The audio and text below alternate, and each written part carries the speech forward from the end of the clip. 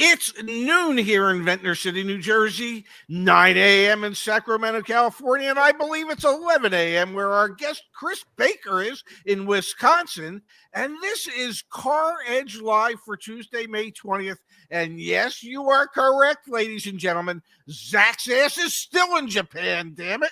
So, with great fanfare, we have Justise filling in, and we have a great guest today, Chris Baker from the Boucher, I think I said it correctly, Auto Group out of Wisconsin. Good morning, gentlemen. How are you today, Justise? Good morning. I am doing well today. Excited for this show. I love talking to the good guys. And we do have a good guy here with us today. Chris, please say hello and please explain to people what it is that you do for the Boucher Auto Group. Or good afternoon. I'm with the Boucher Automotive Group out of Wisconsin. I've been here almost 15 years as a sales and leasing consultant. And what store do you primarily work out of? Since I believe you have 20 locations. Yeah, 20 locations, but I will primarily be out of the Hyundai or Genesis location. Very nice. So you get to represent two brands that are hot at the moment and have been for quite some time now. Yeah. I know that the first question I have been told I need to ask, and it is what everybody really wants to know, is we know that March and April were really strong months in new car sales. Yeah. We have completed 19 days in May. What does May look like in comparison to March and April? What are we seeing in reality on the ground as we speak? Yeah, good question. March and April had a little bit of a slow start, but finished very strong. May had a similar feel, a slow start, but we'll see. We're hoping for that strong finish. Well, I don't know how to break it to you, but you're rapidly running out of time. But the good news is you have Memorial Day weekend, which traditionally in the car business is a very big weekend. Has that been the case for your group in the past? Yeah, Memorial Day weekend. A lot of folks have a little extra free time, and some of the times you've gotten those extra programs from the manufacturer to help drive that excitement. And I'm sure you have hot dogs, hamburgers, and well, being in Wisconsin, you have to have brats and cheese curds, I'm guessing. The cookout's a must.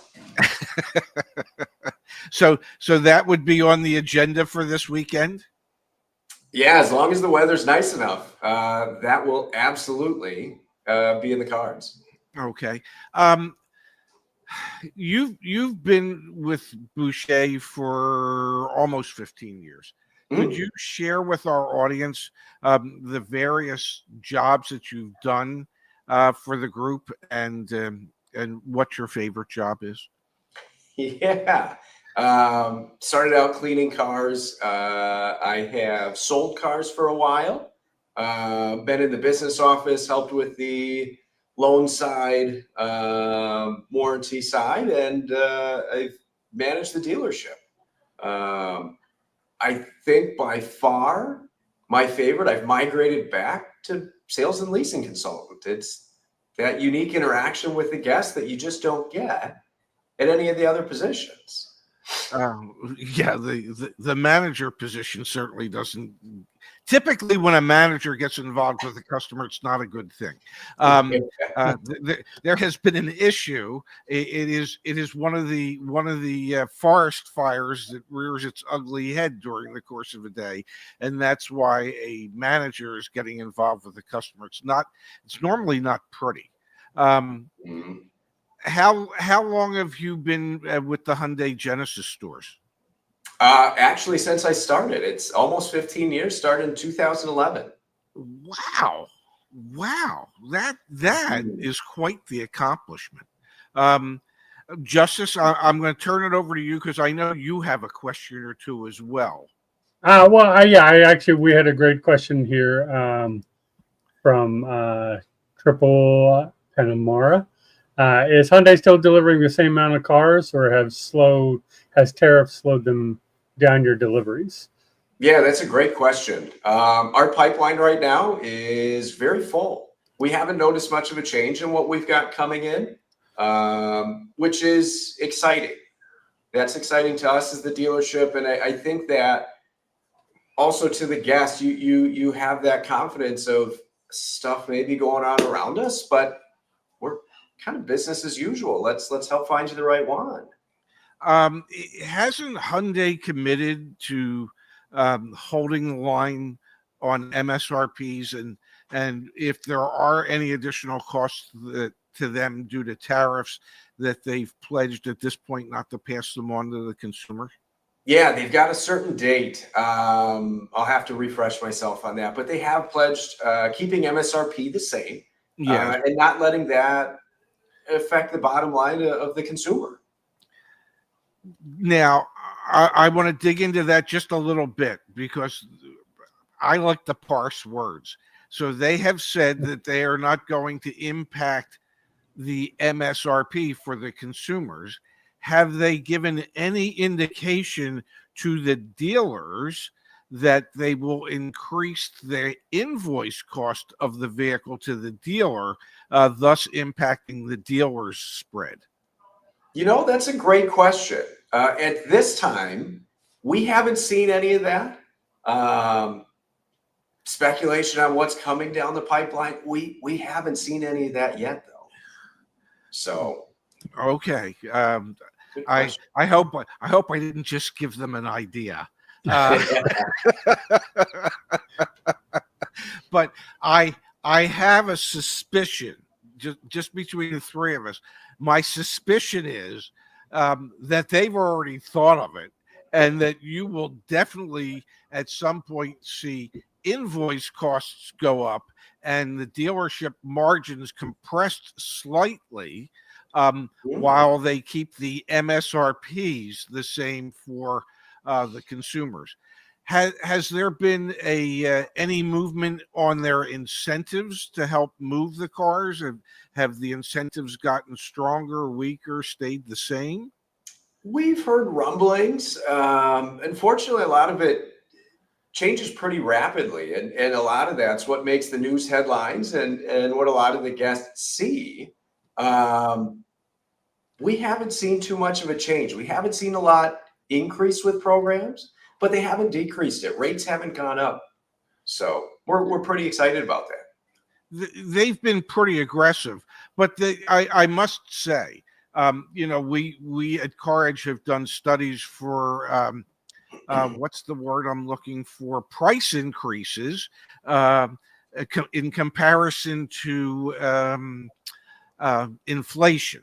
And I hate to say it, but Hyundai, Kia, Genesis have been at the forefront of price increase, MSRP increases over the last 4 or 5 years, where I think it was approaching like a 40% increase in their MSRPs over that time. It has not obviously impacted sales negatively, because you are representing brands that have just had skyrocketing sales over the last several years.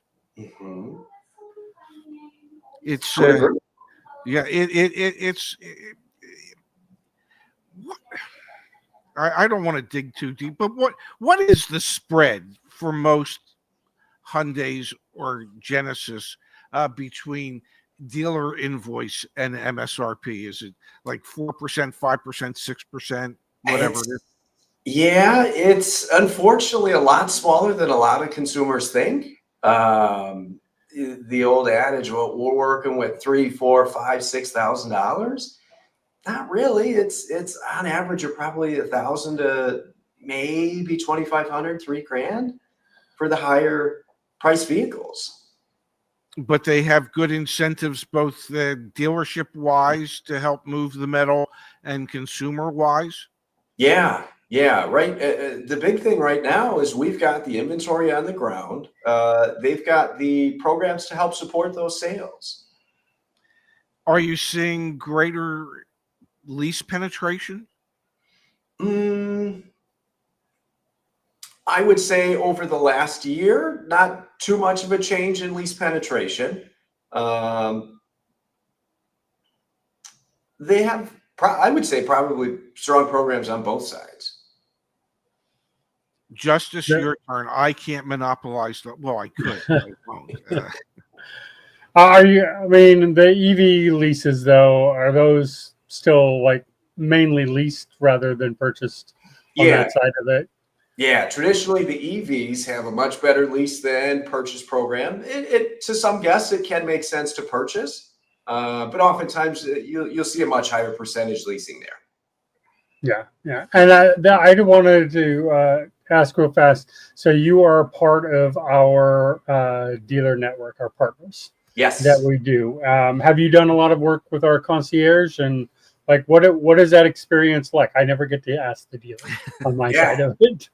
it's pretty cool. It's the concierge gets a guest that says, "Hey, you know what? I'd like you to handle that car shopping or that process for me."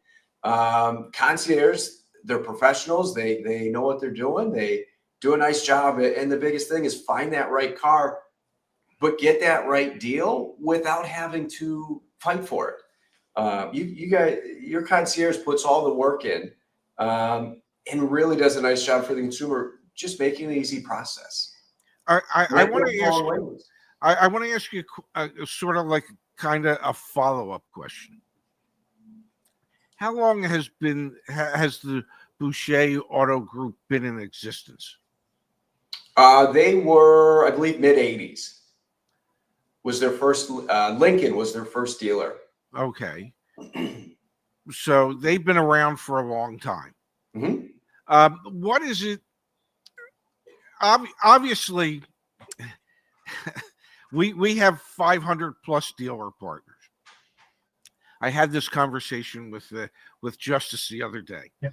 There are 18,000 new car franchise dealerships.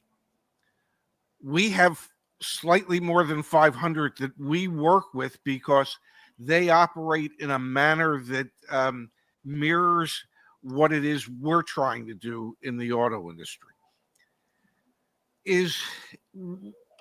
What is the sales process like at the Boucher Auto Group in comparison to your competitors? Because obviously, if your group has partnered with us, you have a certain way of doing things that conforms to the way we'd like to see things done. So what is it that you guys do that separates you from your competitors out there? Yeah, If that wasn't a softball question, I don't know what is. Here's why we're great. Okay, good. Really, it's as simple as it sounds. The process starts with you sit down with the guest and figure out what prompts you in the market, what sort of things are important to you.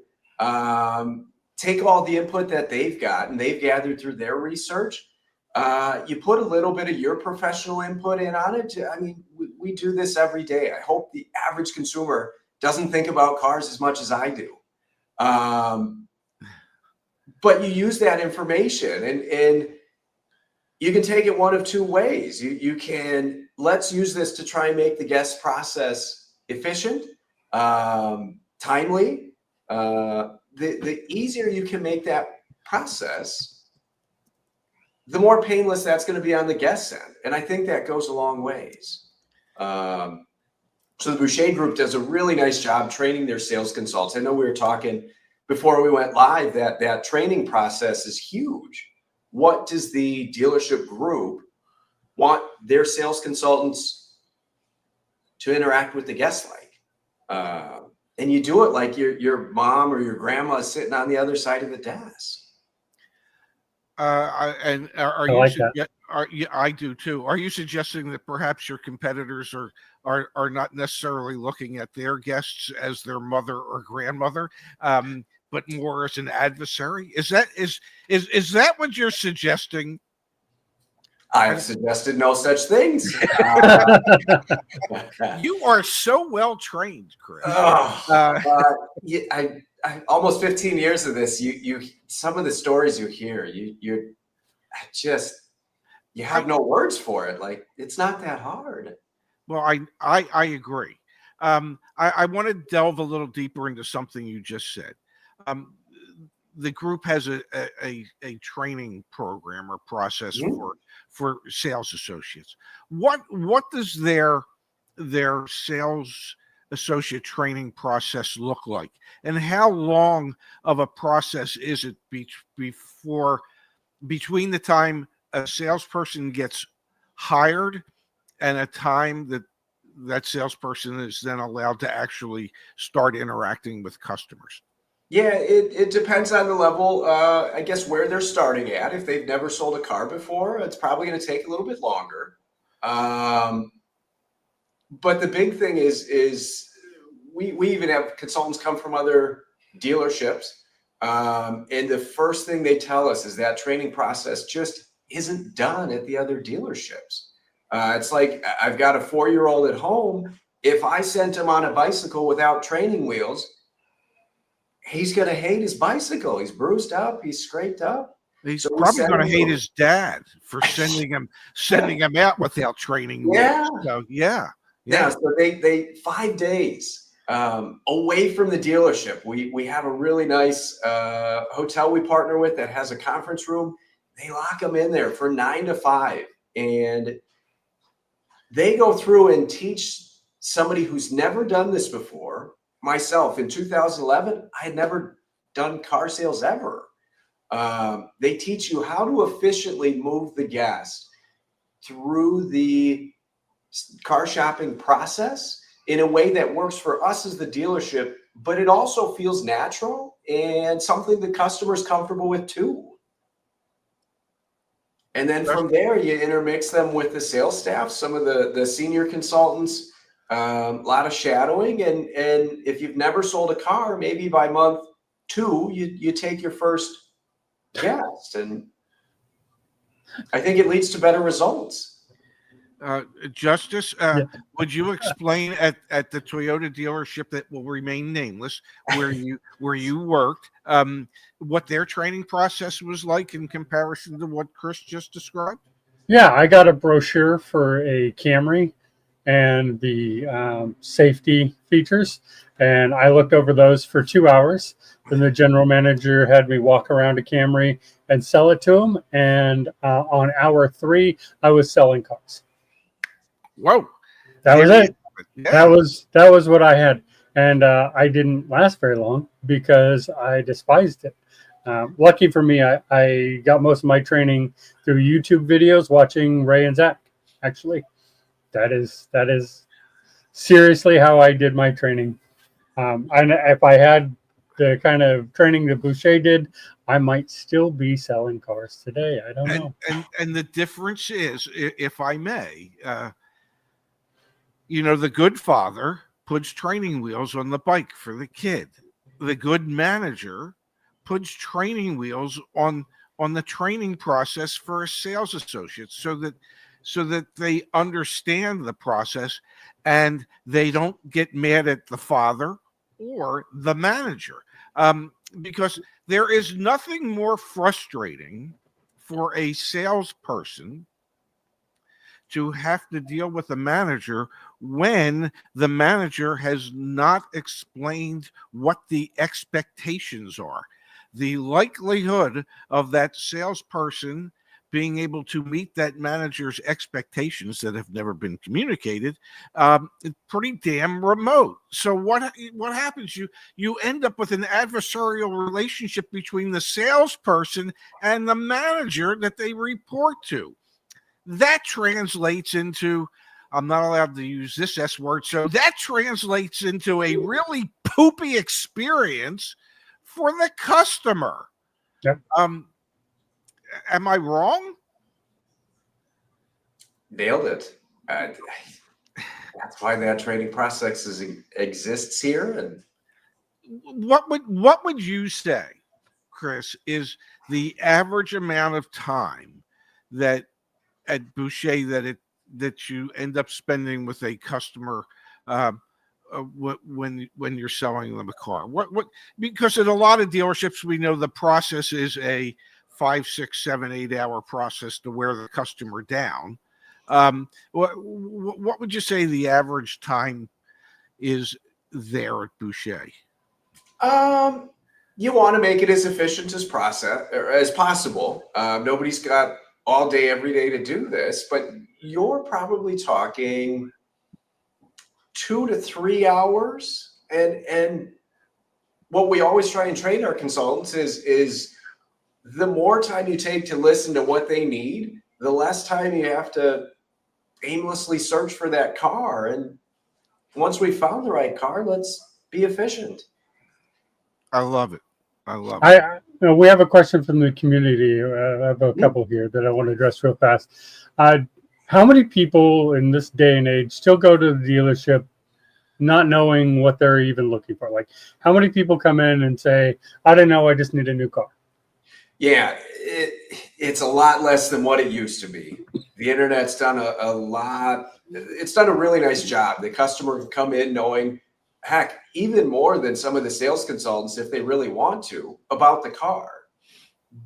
But the critical thing, I think, is there's still certain parts of that process that the internet can't replace. Yeah. So, I mean, I'm sure your salespeople are still trained to say, you know what, maybe that's not the right vehicle for the fit for you, and to get them into the right vehicle. Right. Well, I mean, that does not necessarily mean the higher priced vehicle, everyone thinks it does. Because to your point, I know you mentioned it earlier. I know a lot of people that I talk to still who think the dealer's getting $10,000, $11,000 profit on every brand new car. And I try to tell them, like, they're not steering you to the higher car because they're going to get an extra $6,000 out of it.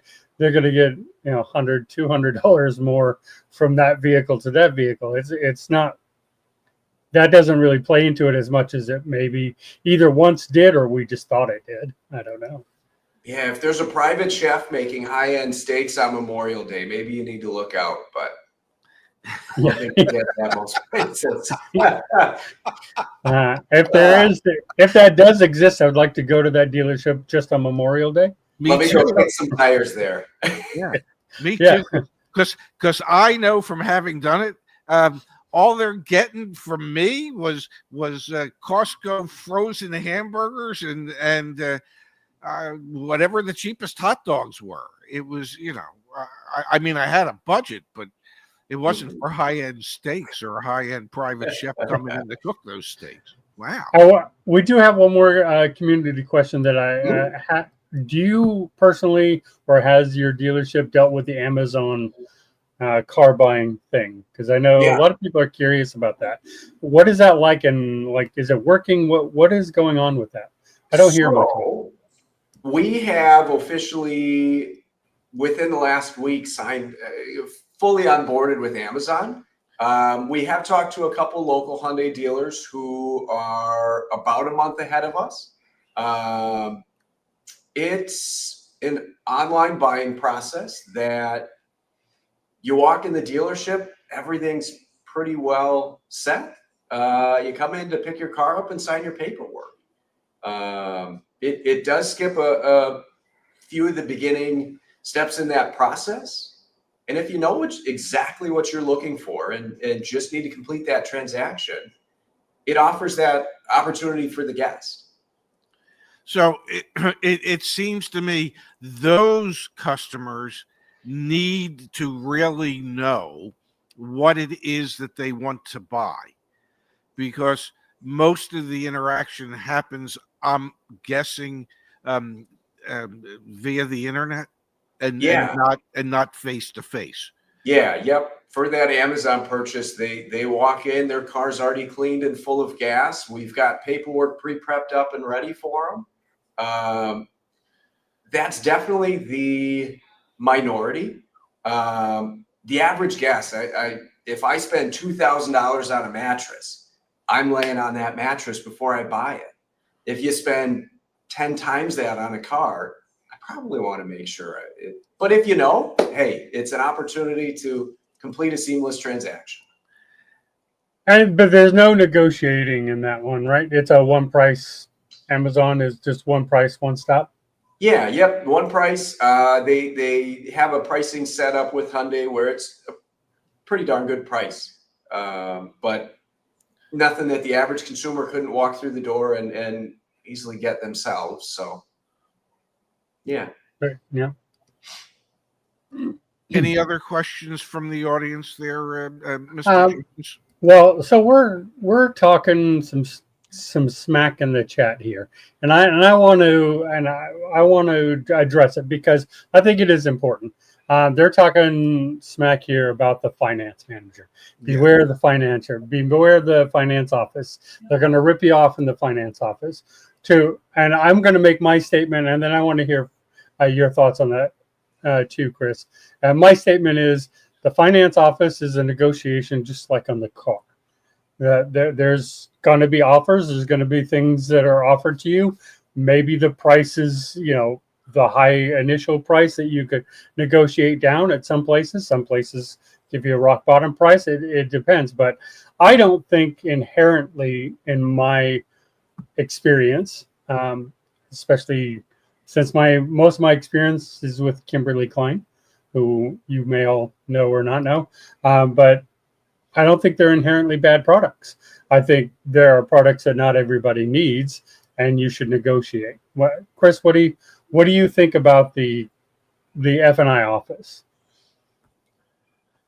I think we talked a little bit earlier.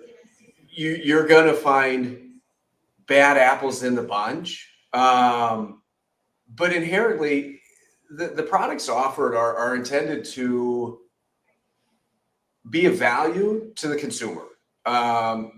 Does the dealership make some money on that? Yes, this is a business. We have to keep a roof over the head. However, as the consumer, when my sister, my brother, a lot of my family lives out of state, when they purchase vehicles, same sort of thing. I do this every day. I hope they don't think about cars as much as I do, but I'll recommend to them to at least listen to the business manager and consider what they've got. If these cars are so complicated nowadays, you can't fix them like you did in the old days. You find what's broken, you replace it with something brand new. And 5-10 years from now, that part's going to be more expensive than it is now. A warranty or whatever is offered in the business, it's optional. Make sure, for sure, if you're going with something there, make sure you know what it is, how it's going to benefit you. But like you said, it's negotiable. Everything in life seems to be. And yeah, are there some bad F&I people out there? Yes. Are there good ones? Yes. Is there value to the products that are being offered in the F&I office? There can be. In some cases, there might not be. I mean, if they tell you, you have to buy window etch for $399, there is no value in window etch. Okay. Yes. But if they get you to, if you want to go with LoJack, which is an anti-theft device or a tracking device, there can be value in that. It depends on the customer, but it also depends on the pitch from the F&I person as well. But I will tell you this, that we live in such a litigious society that the F&I people must go over all these products with you, because if they don't, and if they don't get you to sign off that they went over all these products with you, lawsuits end up happening, because somebody will come back and say, had I known, had I been offered that, I would have bought it. Shame on, I would have been protected. And so, because we're so litigious, they have to go over all these products with you. Now, you don't have to listen. You can just say no, but sometimes you might actually find some value in it, especially if you negotiate the price down. But and it's no different than the car. You're not going to say yes to the product until the price of the product falls below the value that you've associated with it. So it's no different. Mhm. Okay, I got that off my chest. Thank you very much. Yeah. One last thing I want to touch on that I think helps separate some dealers from others, and it's what I call being a good corporate community member. I happen to look up on Boucher's main website, and they are very active in the community, charity wise and otherwise, um, in being good members of the communities that they serve. Do you utilize that in your close with customers to remind them that when they're buying a vehicle from Boucher, they're actually benefiting? Part of the profit that is being made is going to benefit the community in which they live? Yeah, you try and bring that up as much as you can, because at the end of the day, the people that are buying cars from you, they live in this community. Who's going to argue with, nah, I don't think we want a better community around us? The Boucher Group is very impressive with their involvement. Every one of the months at the end of the year, we've got a big board, Muscular Dystrophy Association. Mm-hmm. The second the guest walks through the door, it's right in their face. $100 for every single car purchase goes directly towards that. And we keep a live update on how much is being donated.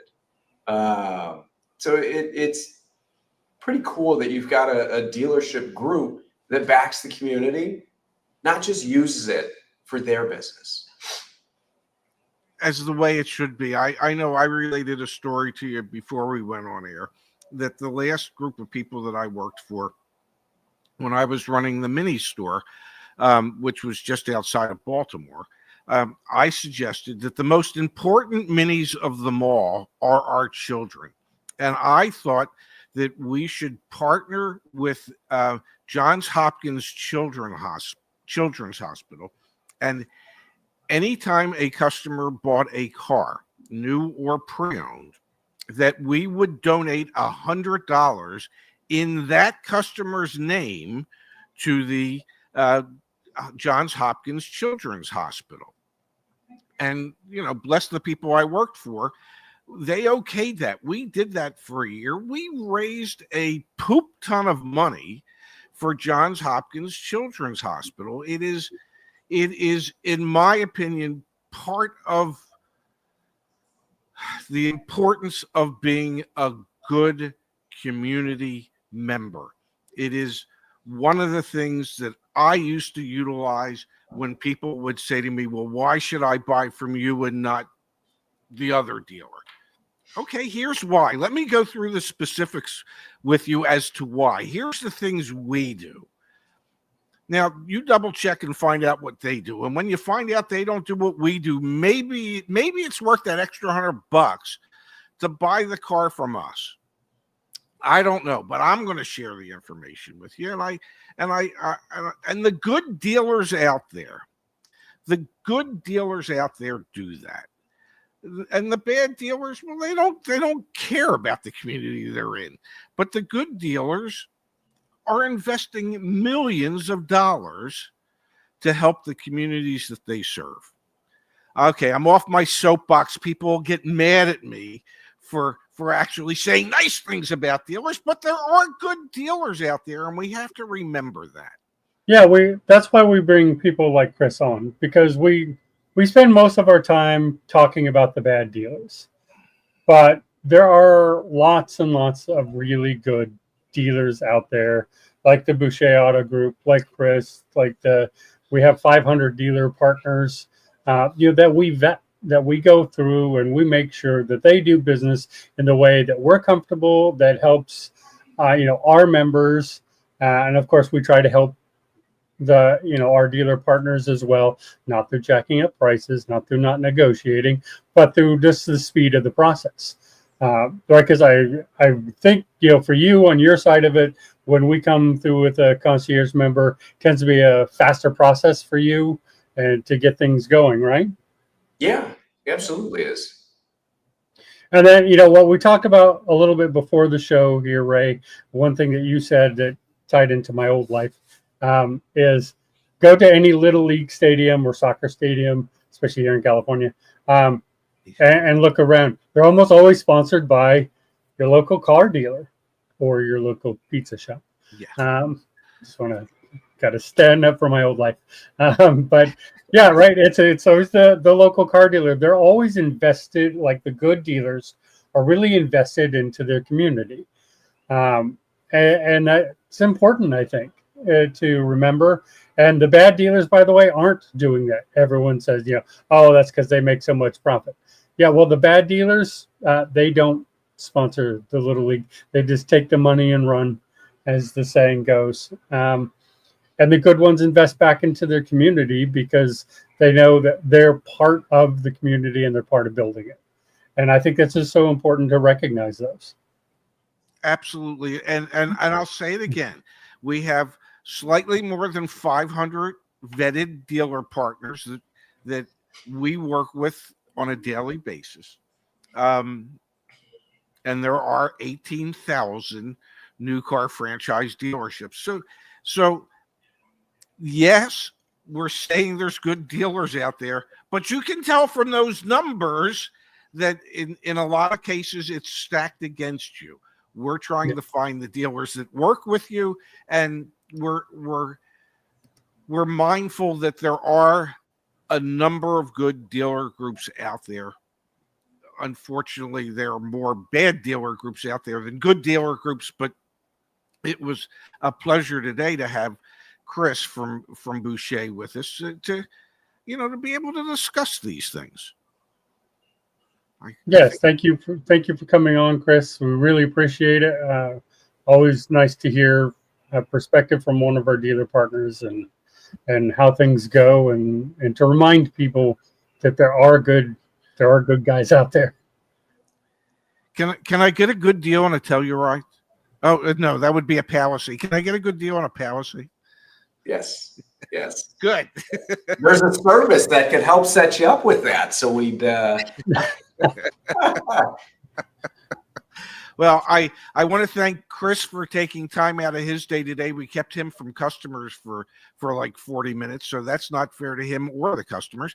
And I want to thank Justise again for helping me out, producing, filling in for Zach. And we have a special show tomorrow. Hopefully everything's in place for that. Yep, we're good to go. Where we are going to review actual phone calls from our concierges to the dealerships that they're trying to get a car from, so we can actually hear what the hell these people do on a daily basis trying to get good deals for customers. So that'll probably be close to an hour show tomorrow. Yeah, and extra long episode, but it'll be great, I think. I think so as well. So please join us tomorrow at noon Eastern, 9 Pacific time for our special call-in show tomorrow. Recorded calls only. I'm sorry, folks. But we'll review them. Thank you, Justise. Thank you, Chris. And we hope to see everybody back here tomorrow. Thanks, everybody. Thank you. Thank you. Bye.